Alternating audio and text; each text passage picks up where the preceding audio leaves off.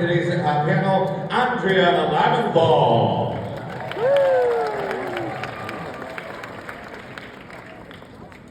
All right, you may know him better as Brandon Wall. Ladies and gentlemen, the man who is the legend, give it up for Jason Priestley.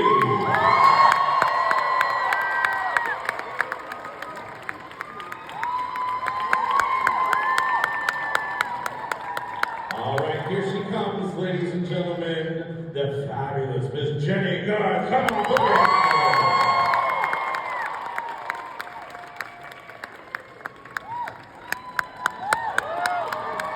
All right, don't worry, everyone. There's no sharks in sight. Here he is, Ian Ziering.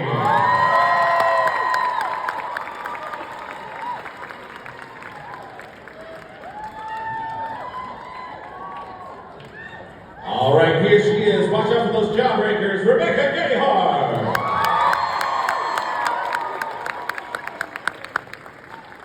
And what 90210 cannot be complete without the one and only Tori Spelling.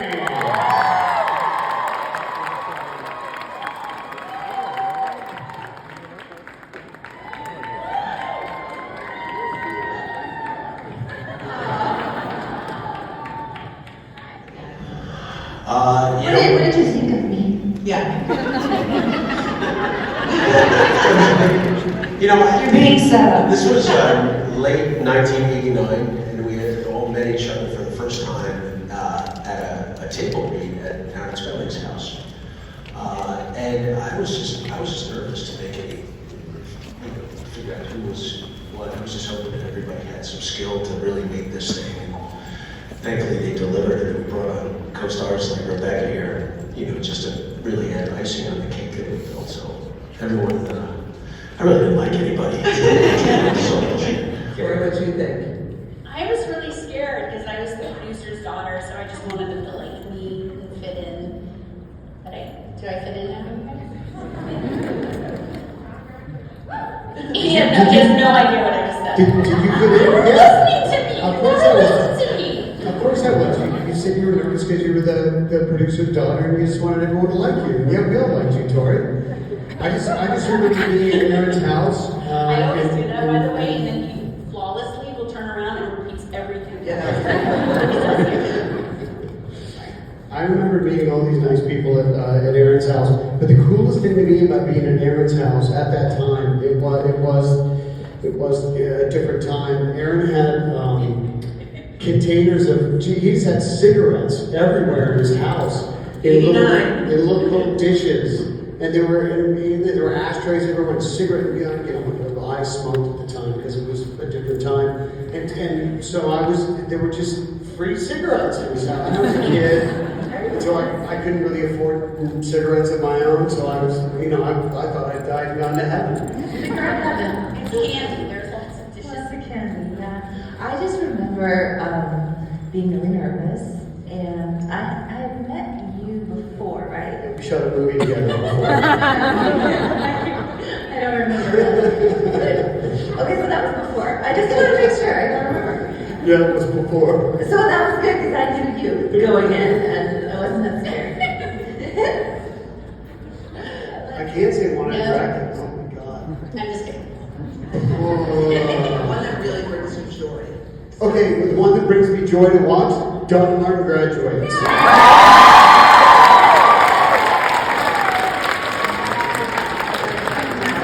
Well, what's the real reason it brings you joy, Jay? Well, I mean, there are children in the crowd, so let's I think you can share. Graduates rhymes with if you're above the age of 16, right? Am I right? Is that because somebody started a chant of something else? Maybe earlier. The capital N. Or a lowercase n, however you do it. I don't know.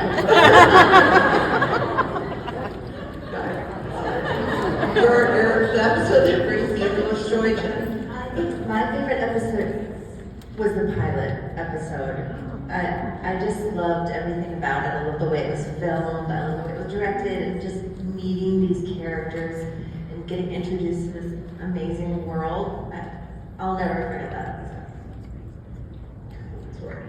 Oh my gosh. I'm gonna say actually the final episode because I love that Donna and David finally, I don't know, got married.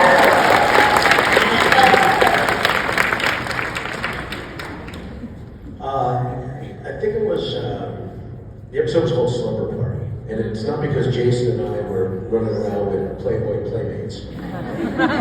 Although that didn't, it wasn't bad. What was great it was the first time that I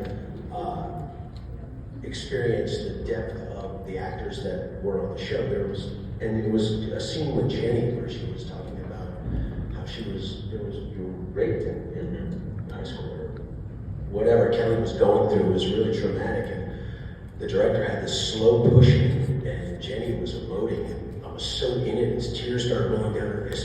Like, I got goosebumps. Like, oh my God, it was so powerful. That's one of my most memorable.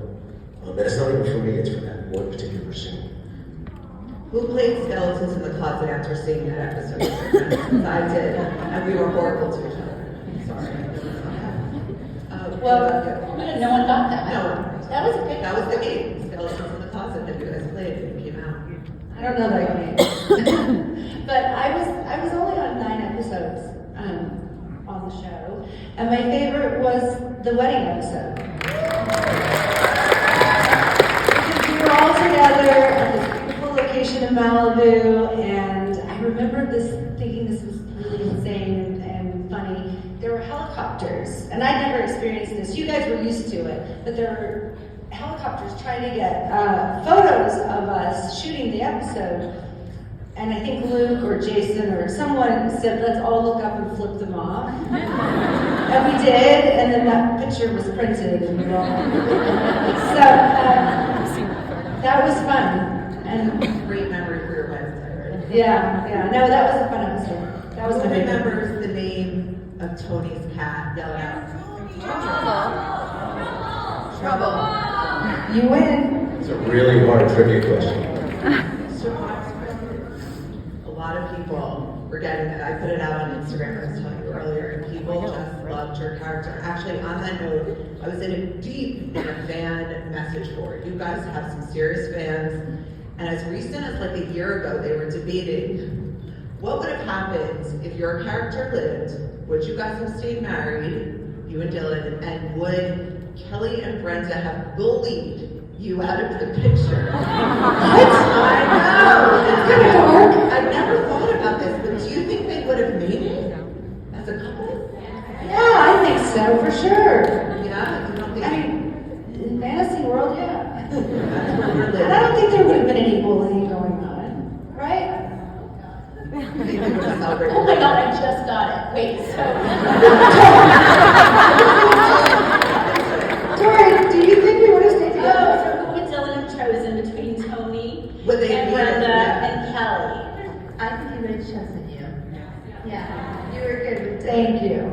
Yeah, I think Gabby embodied a lot of the same characteristics as Gabby. Zuckerman. Absolutely, very nurturing, very loving, very supportive, very in your face, taking care of you. She went on to be the president of SAG, Yeah. so it was suiting for her. Was Luke as cool as he seemed to all of us? Yes. Just so. Yes. What do we think? Brandon is somewhere. You know what, Brandon? I mean, because of all the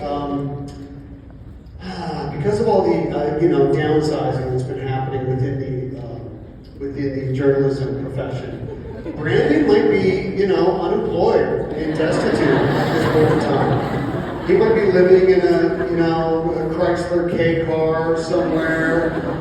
Wow, the journalist of horror. Just outside of Baltimore. Serving mega burgers out of his trunk? What's that? Serving mega burgers out of his trunk? 100%. You might have like a small hibachi grill. I think he has a political podcast. He may. I think. Fine, let's go with that. That's a way better story than the one that I'm saying right now. Brandon freaking Wall. There's no way I'm going to be able to sell my idea to Hulu. Let's go with yours. I think that you guys are on The Real Housewives of Beverly Hills next season. But where do you see your character? I see them just like taking over Bravo, but what do you guys think? Like they're all off and we're all on something. No, I just see you on the next season. Like it's like, and Holding a you diamond. know, I Kelly see Taylor this. and Donna Martin. This is a fantasy. I see them. I think they would be. Wait, it's your fantasy? Well, now what's yours? Where are you guys? Where's Kelly? Where's Kelly? Gosh, I don't know. We skipped. I don't know where Kelly is. Maybe she got arrested for stalking Jim Walsh. Now I can't stop thinking about it. Like what? Tori, Wait, everyone's going dark. What am I supposed to say? Where's Donna? Well, keeping in line with them. She's swinging from the poles somewhere. Okay, we're going dark. She's like, no. You know what? No, she's more like J-Lo. She's like a big madam, but in Beverly Hills. Got it. Got it. She's a lot. Okay. Lowercase m, whatever. I know there's. Now here's where Steve Sanders is. Well, Steve would never let Brandon be homeless, so let's be real. Yeah. It's not gonna happen. Thanks, buddy. You're gonna live in a van behind my house. I got you, bro. Why do you always make Steve Sanders a billionaire? What if he wasn't? What I if know he was exactly an where he open is. criminal? Where is He's in the cloud forest of Costa Rica, where he's a life coach to the world's most interesting man. Yeah. I like to think he and Celeste found each other again and rekindled. Celeste. She was a shameless hussy. I think Steve felt so. Yeah, and just the way she like projected that and Interesting. emphasized that we worked together was eternal. Interesting. As you can imagine. Wait, you and Janet aren't together? Oh no, she's passed away. Janet passed away. Maddie has 4 kids now.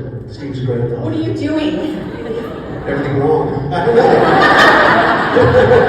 Okay. Remember that? No, that's true. No, get on with it, really. Tony is married. Well, Tony's in therapy. Yeah, Tony's in therapy. A lot of therapy. Yeah. She's still in therapy. Let's say she didn't. Yeah. She was alive.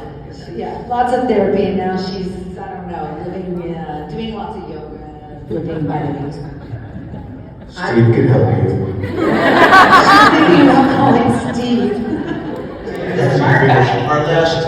Our last scene in the Peach Pit before they retired that.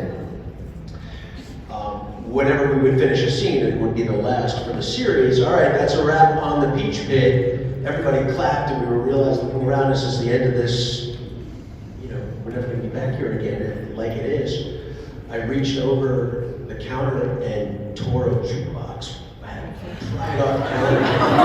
And I'm walking out like this. Everyone's going, what the hell? And I don't know who said to me, Ian, where are you going with that? And I was like, I'm going to my music. And I waited for them to say something, and they didn't, so I kept walking. I got away with it.